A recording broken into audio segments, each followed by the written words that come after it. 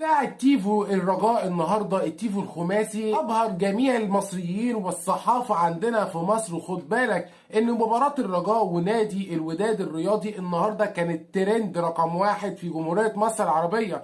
الكل عايز يتابع ويتعلم الكوره الحديثه الجميله في المملكه المغربيه ما بين نادي الرجاء ونادي الوداد. والمباراه كمان خلصت 2-2. وخد بالك ما كانش فيه تكافؤ فرص، لان نادي الرجاء كان متواجد بكل قوه بمسانده جماهيره كامله. اما نادي الوداد النهارده يا جماعه كانت حاضره في ارضيه الملعب لكن بدون جمهور في المدرجات. السبب طبعا غلو سعر التذاكر زي ما احنا عرفنا من الفيديو اللي فات، لكن ما وقفش عزيمه نادي الوداد الرياضي.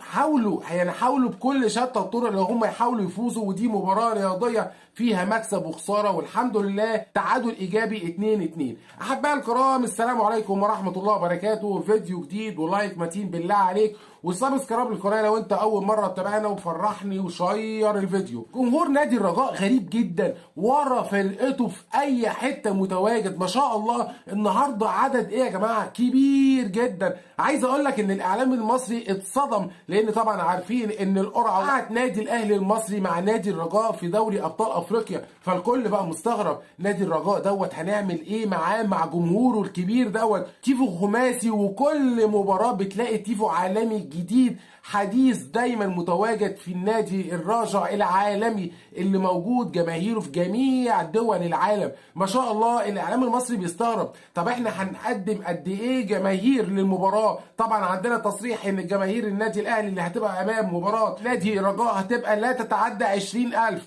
احنا شفنا في المدرجات بس النهارده جماهير نادي الرجاء لا تقل عن 40,000 متواجد، ما شاء الله.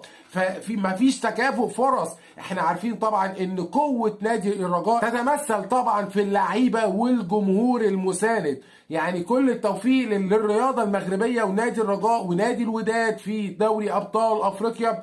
وايا كان من يفوز، سواء كان النادي الاهلي او نادي الرجاء، الكل هيسقف بكل روح رياضيه. احبائي الكرام، الفيديو خلص، بالله عليك انزل دلوقتي حالا حط اللايك واشترك في القناه لو انت اول مره تتابعنا، وشير الفيديو وفرحني بالله عليك، بحلفك بالله عليك. شكرا والسلام عليكم ورحمه الله وبركاته.